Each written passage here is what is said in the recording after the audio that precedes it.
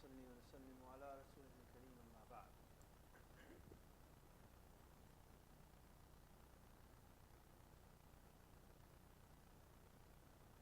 Continuing with the events of the beginning of 4th Hijrah, we discussed last week the tragedy of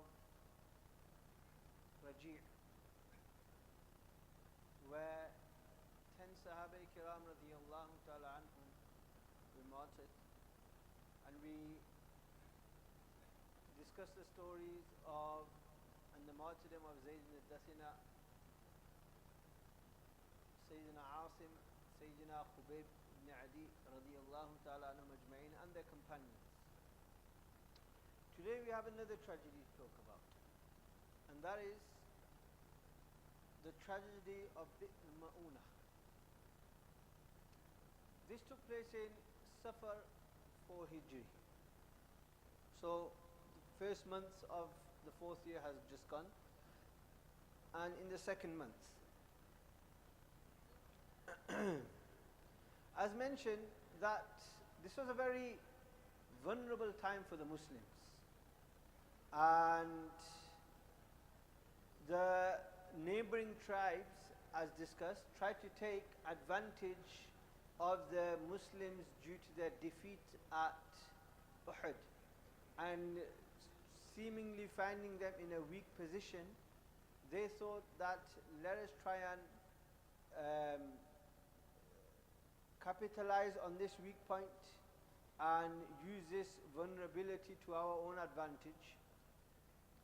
So an individual by the name of Abu al-Bara, Mula'ib al-Asinna, he was a chief of Najd, and he came and visited Medina Munawwara and came into the company of Rasulullah sallallahu alaihi wasallam. He came with a gift to Rasulullah sallallahu alaihi wasallam and invited and presented Rasulullah sallallahu alaihi wasallam with a gift which Rasulullah sallallahu alaihi wasallam rejected. And Rasulullah sallallahu alaihi wasallam then said to him that I rather than you give me a gift, I rather that you accept Islam. Rasulullah sallallahu alaihi wasallam gave him da'wah.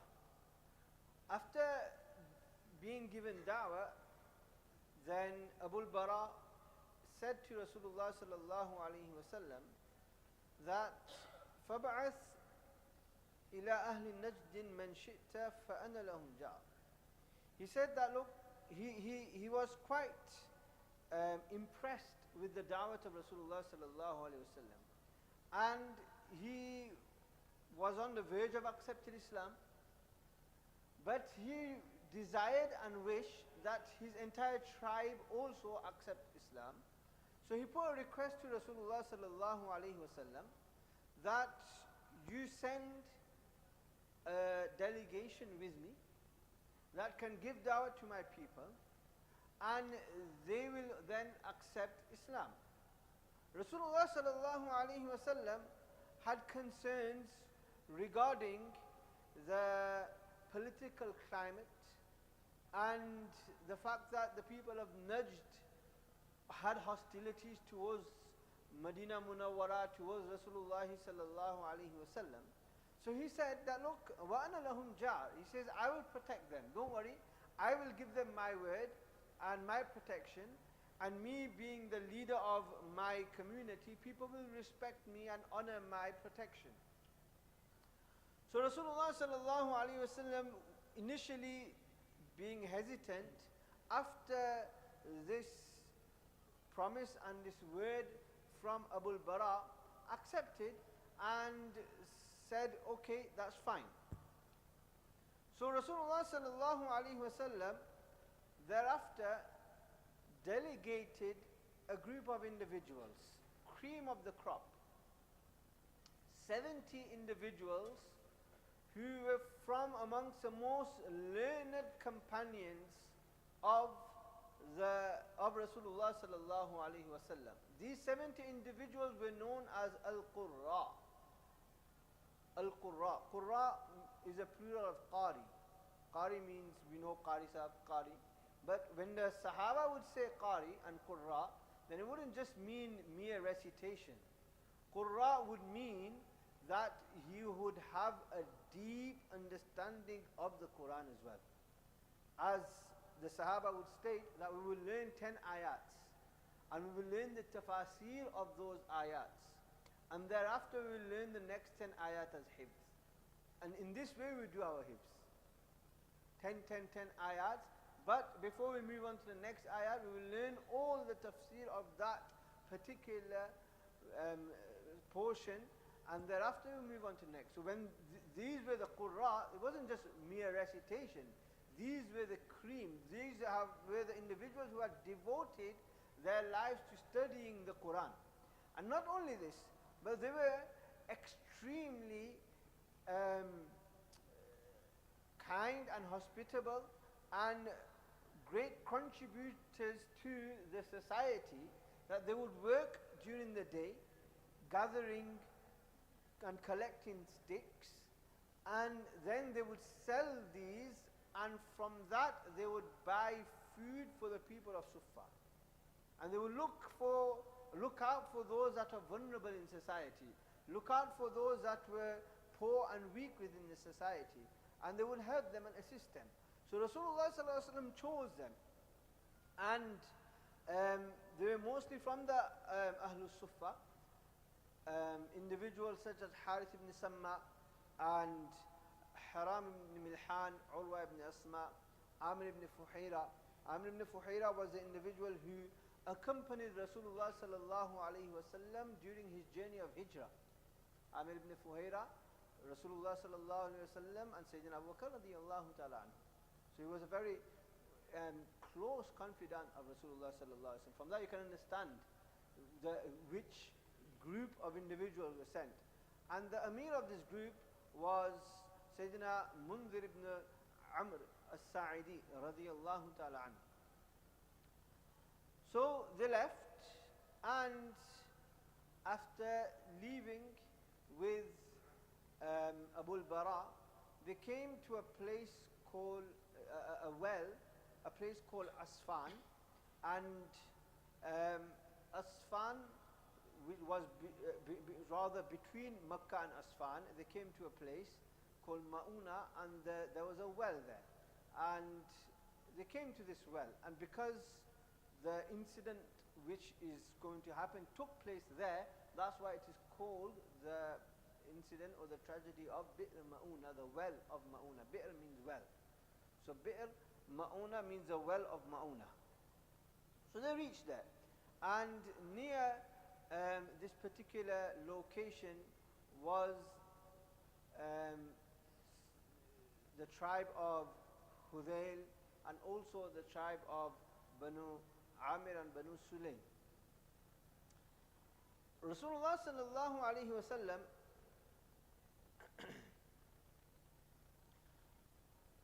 sent a letter, and he sent this letter addressed to the Banu Amir, and this letter was sent by Rasulullah sallallahu alaihi wasallam and was given to Haram ibn Milhan. So Haram ibn Milhan radiyallahu ta'ala anhu took this letter to the Banu Amir. Now the Banu Amir's leader was Abu al-Bara, but Abu al-Bara had a nephew whose name was Amir ibn Tufail. Now Amir ibn Tufail was a very hostile individual, very arrogant individual, and he had much hopes and aspirations to lead his locality, vicinities, and Arabia.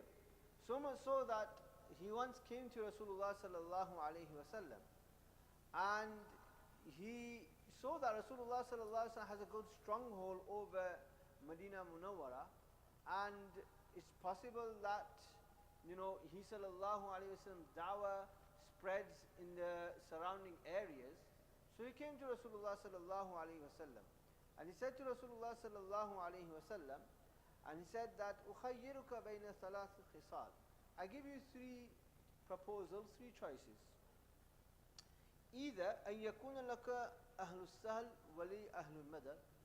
You take the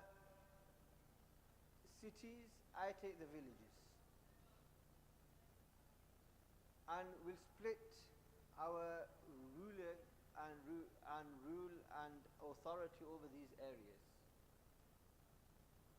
Or the other option is that أن أكون خليفتك, that I become your Khalifa after you go. So you deputize me and I be the leader of the entire Muslim community after you go.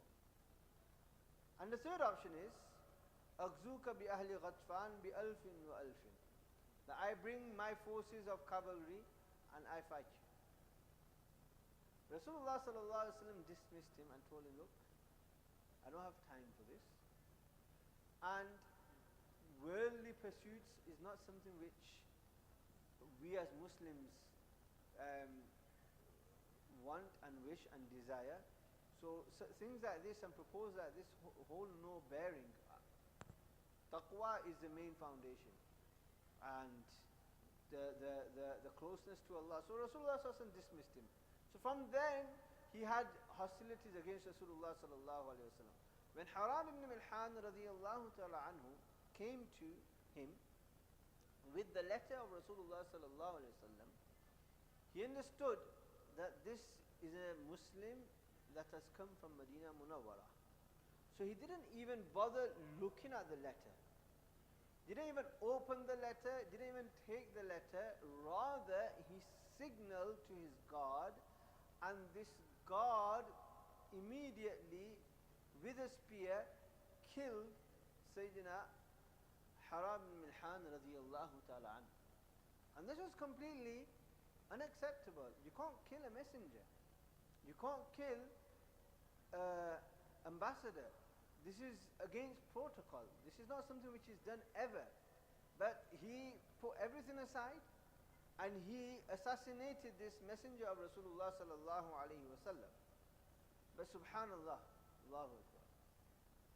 Sayyidina Haram ibn Milhan radiyallahu ta'ala anhu has just been pierced with a spear from behind, and the spear penetrates his body and comes out of the other side. Blood is gushing forth. Sayyidina Haram ibn Milhan radiyallahu ta'ala anhu cups this blood in his hands, wipes his face with this blood, and he says, Fustu wa Rabbil Kaaba. By the Lord of the Kaaba, I have become successful. And he passes away. Fustu wa Rabbil Kaaba. By Allah, I have become successful. And this statement of his was so profound that the person who killed him and who hit him with the lethal blow, he was taken aback. And it was something which he couldn't comprehend. His name was Jabbar ibn Salma. He says that when I pierced Sayyidina Haram ibn Milhan radiyallahu ta'ala anhu with the spear, then he said, Fustu wa Rabbil Kaaba. So I was completely shocked and bewildered that Fustu, I have become successful. I've just killed him. I've just killed him. How can he be successful? What does that mean? So this constantly played on my mind, played on my mind, played on my mind. And this then led me towards my Islam. So much so that when I killed him, this constantly was replaying in my mind. When I got an opportunity one day, I spoke to a Muslim and I said to him that this is what I did. And this is what I saw when I did it. What do you mean successful? What was he talking about? Success. So that individual said, Li shahada. Because of his shahada, he has become successful.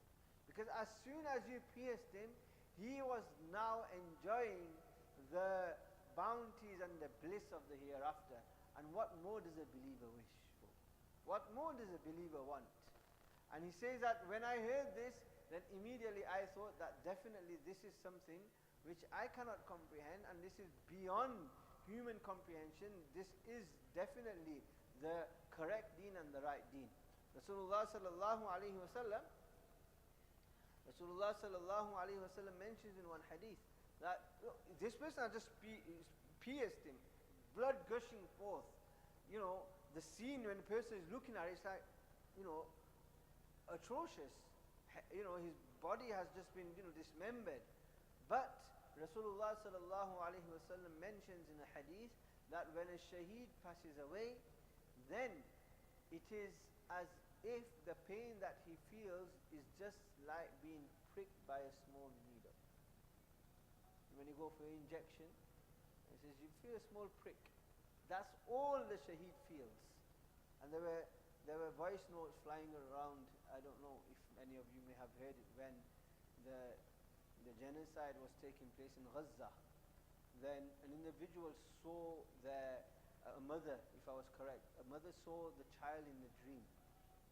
After the child was blown up to bits and the entire body was torn apart.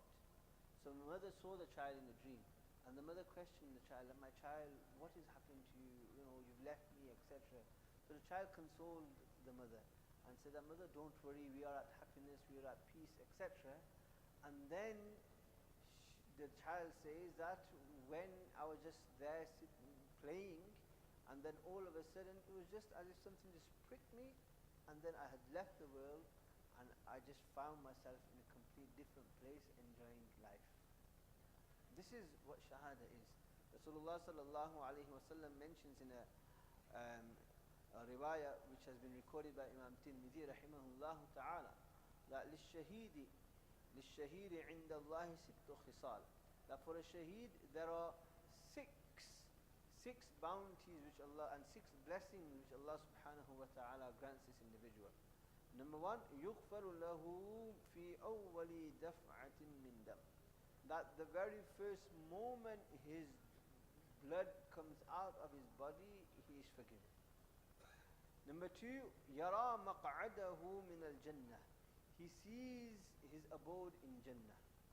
Number 3, Rasulullah sallallahu alayhi wa sallam says, يجار من عذاب القبر, he is protected from the azab and the punishment of the grave.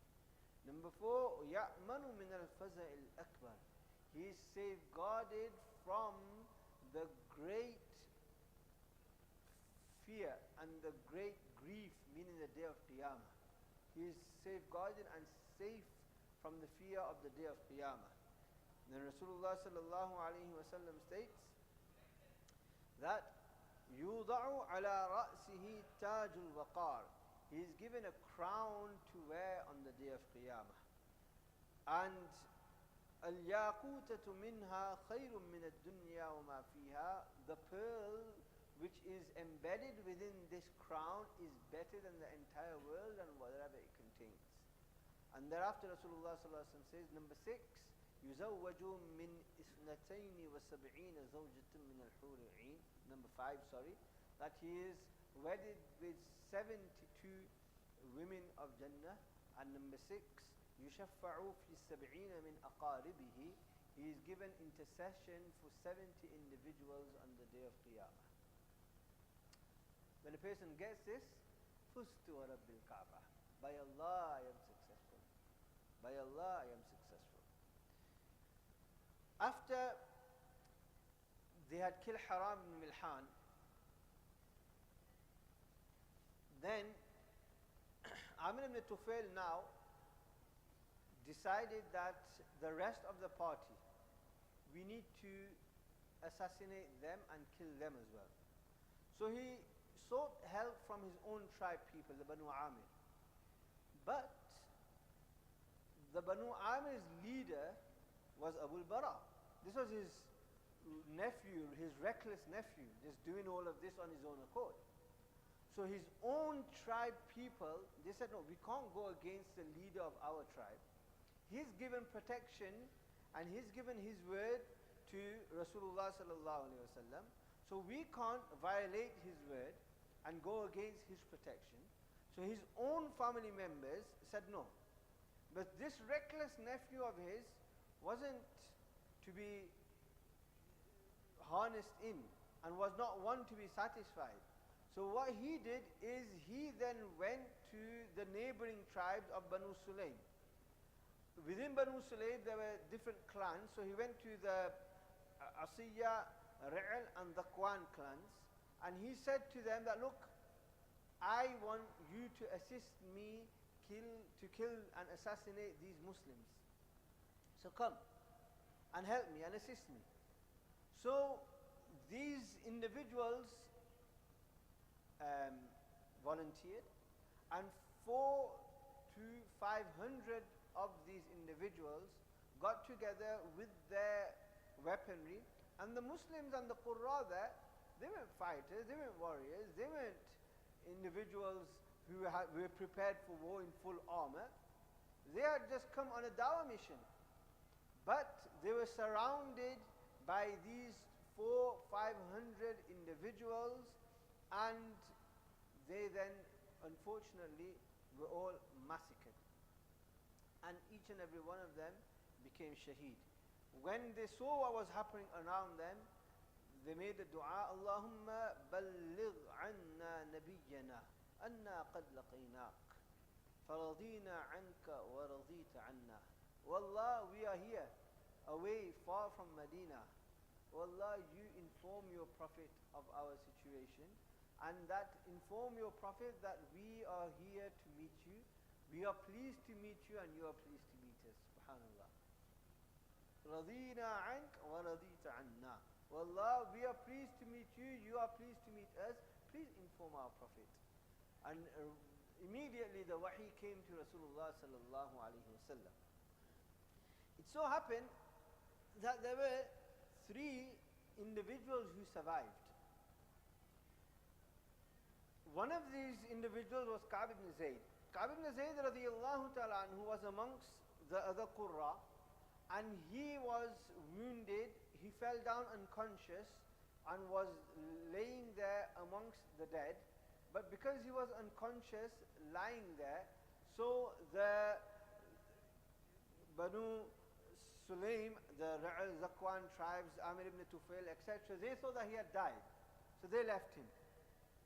And he then, when he gained consciousness, so he escaped, and he then lived and became shaheed in a later battle, the Battle of Ahzab.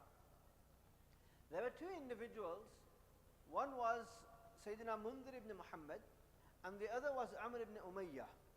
These 2 individuals were away grazing the animals. So because they had camped at the well, Haram ibn Milhan radiyallahu ta'ala who went to Amir ibn Tufail.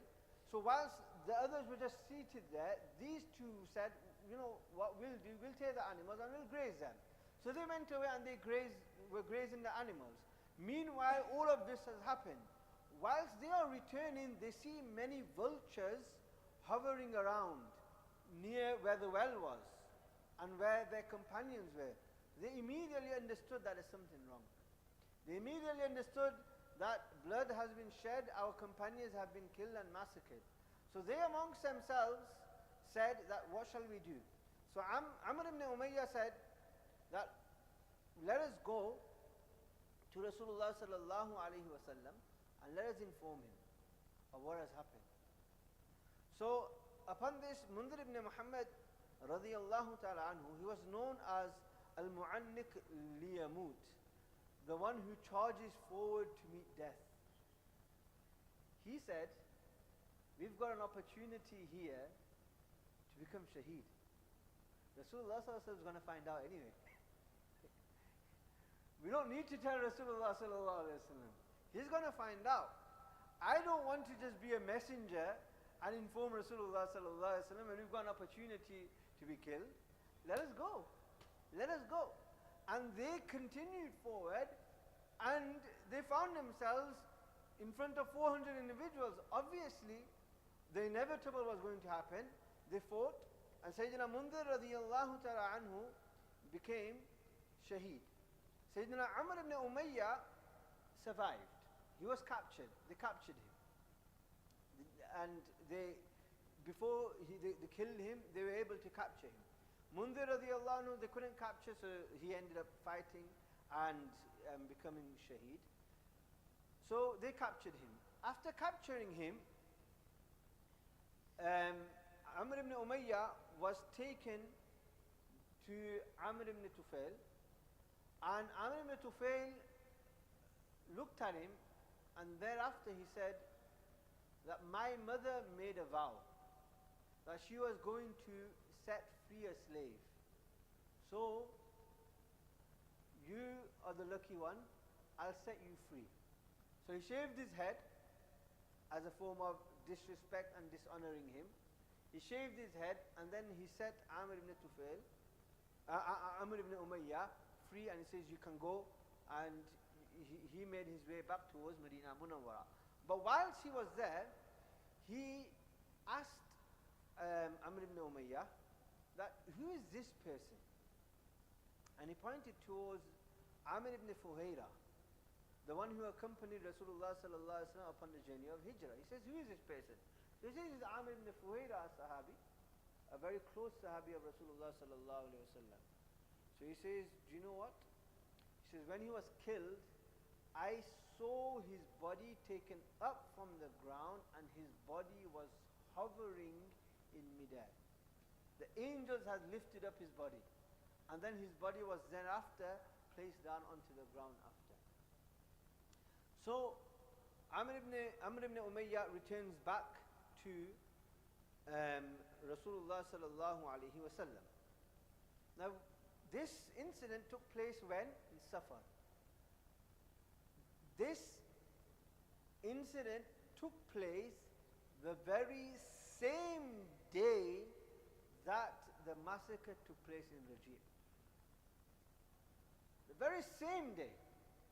So Rasulullah sallallahu alaihi wasallam has just been informed by wahi regarding the dua of Sayyidina Asim when he made this dua that Ya Allah, inform Rasulullah. So Rasulullah sallallahu alaihi wasallam has just been informed regarding those 10 sahabi, and immediately he's also being informed regarding these 70 sahabi kiram radiyallahu ta'ala anhum. And Rasulullah sallallahu alaihi wasallam, because of this, was very, very, very, very deeply grieved and became extremely emotional. Because especially, these were like, they went on a dawah mission. They didn't go on any other activity. It wasn't like they were out and scouting or on intelligence duties and they were captured, etc. They just went on a purely dawah mission, and both times Rasulullah sallallahu alaihi wasallam had a promise, but he was betrayed. So Rasulullah sallallahu alaihi wasallam became very grieved, and Rasulullah sallallahu alaihi wasallam would make qunut nazila in his fajr salat, and according to some narration, even in his maghrib and his isha salat, he sallallahu alaihi wasallam, and in some narrations even mentioned dhahr salat as well. Rasulullah sallallahu alaihi wasallam would stand after ruku and would make qunut, and Rasulullah sallallahu alaihi wasallam would curse these particular tribes, that the Banu Lihyan that did the Raji' and the Usayya, Ri'al, Ziqwan that carried out this massacre of Bi'r Ma'una. And for 1 month this continued, in which Rasulullah sallallahu alaihi wasallam asked and beseeched Allah subhanahu wa ta'ala to deal with such oppressors. And it so happened that Amr ibn Tufail, he got divine justice. Sayyidina Hassan radiallahu ta'ala anhu was not one to sit around. Sayyidina Hassan radiallahu ta'ala anhu, you need to remember that, I've mentioned it before, that great propaganda would be through poetry. So Sayyidina Hassan radiallahu ta'ala immediately started to mention some poetry in regards to Amr ibn Tufail and his treacherous nature.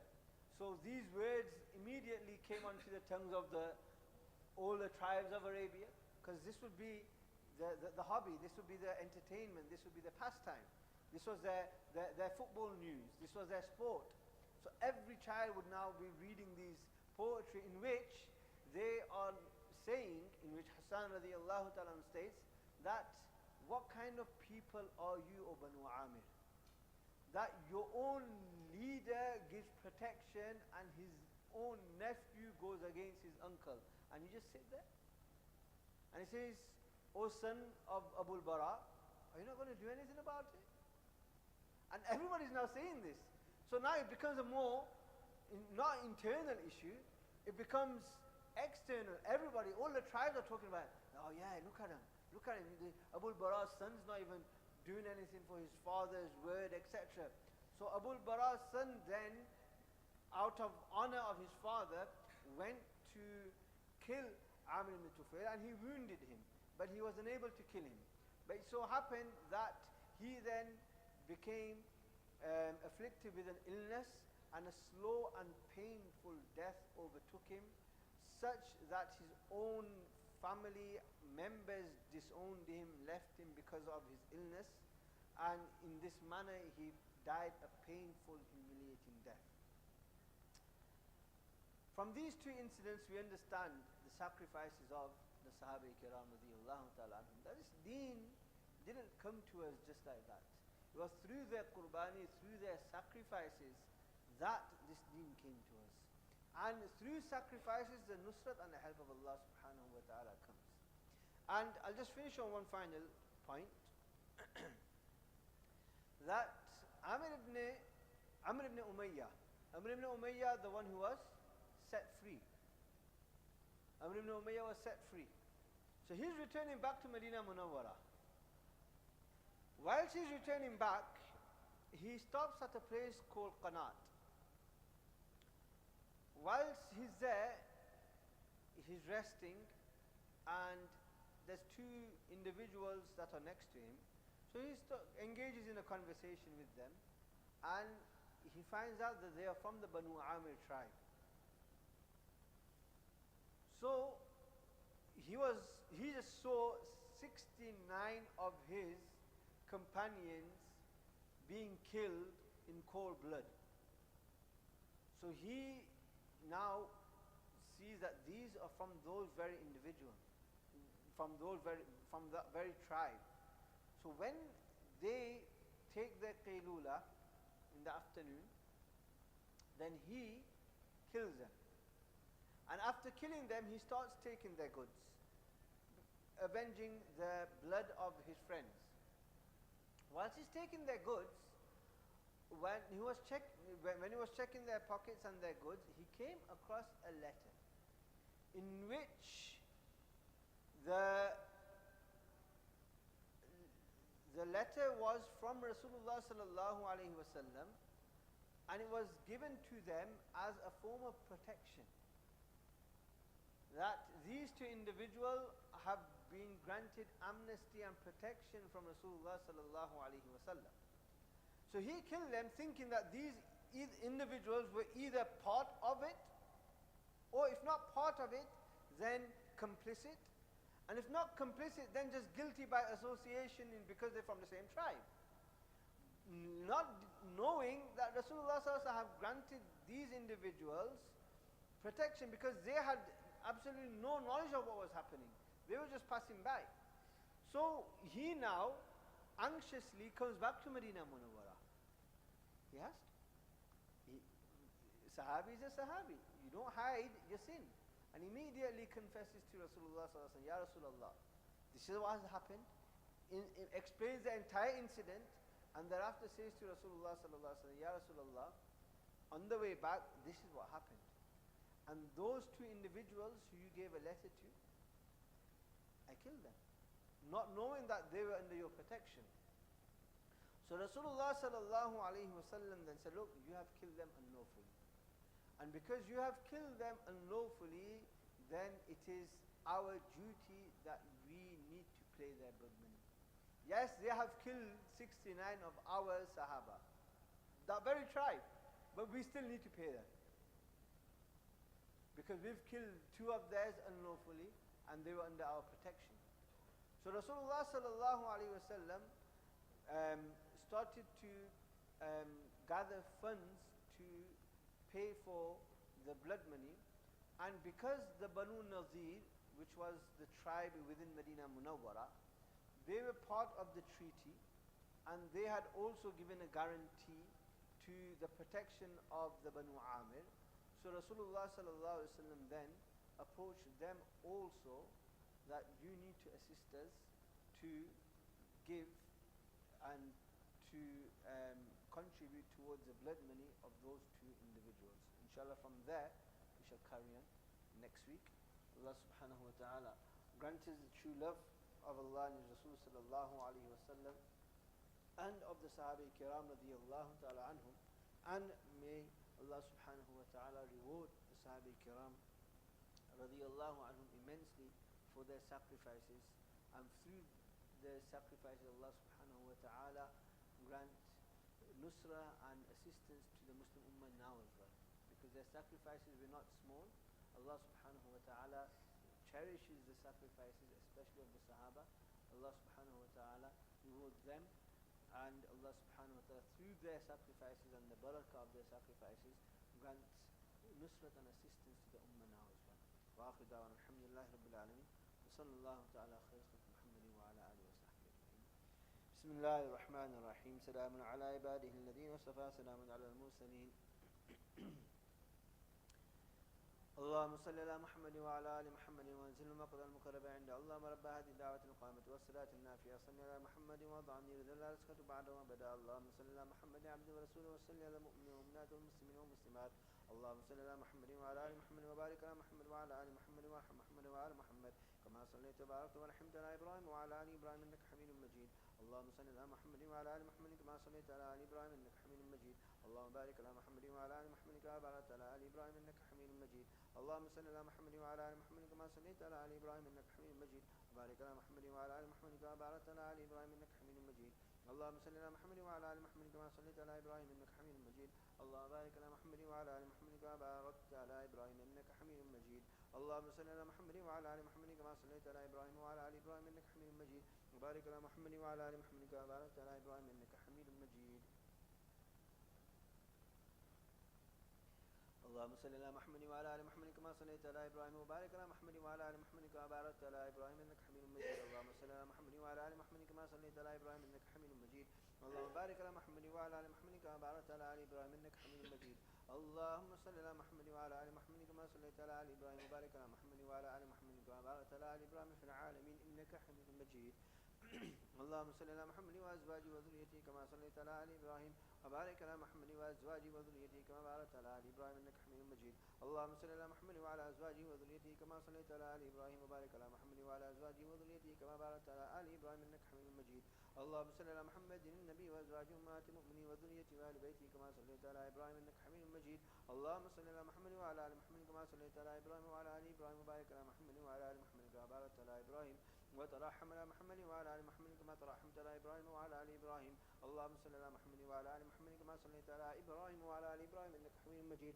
اللهم بارك على محمد وعلى ال محمد كما باركت على ابراهيم وعلى ال ابراهيم انك حميد مجيد اللهم ترحم على محمد وعلى ال محمد كما ترحمت على ابراهيم وعلى ال ابراهيم انك حميد مجيد اللهم تحنن على محمد وعلى ال محمد كما تحننت على ابراهيم وعلى ال ابراهيم انك حميد مجيد اللهم سلم على محمد وعلى ال محمد كما سلمت على ابراهيم وعلى ال ابراهيم انك حميد مجيد اللهم صل على محمد وعلى ال محمد وبارك وسلم على محمد وعلى ال محمد وارحم محمد وعلى محمد كما صليت وباركت وترحمت على ابراهيم وعلى ال ابراهيم في العالمين انك حميد مجيد اللهم صل على محمد وعلى ال محمد كما صليت على ابراهيم وعلى ال ابراهيم انك حميد مجيد اللهم بارك على محمد وعلى ال محمد كما باركت على ابراهيم وعلى ال ابراهيم انك حميد مجيد اللهم صل على محمد عبده ورسولك كما صليت على ال ابراهيم وبارك على محمد وعلى ال محمد كما باركت على ابراهيم كما باركت على ال ابراهيم انك حميد مجيد اللهم صل على محمد النبي الامي وعلى ال محمد كما صليت على ابراهيم وبارك على محمد النبي الامي كما باركت على ابراهيم انك حميد مجيد اللهم صل على محمد عبده ورسولك النبي الامي وعلى ال محمد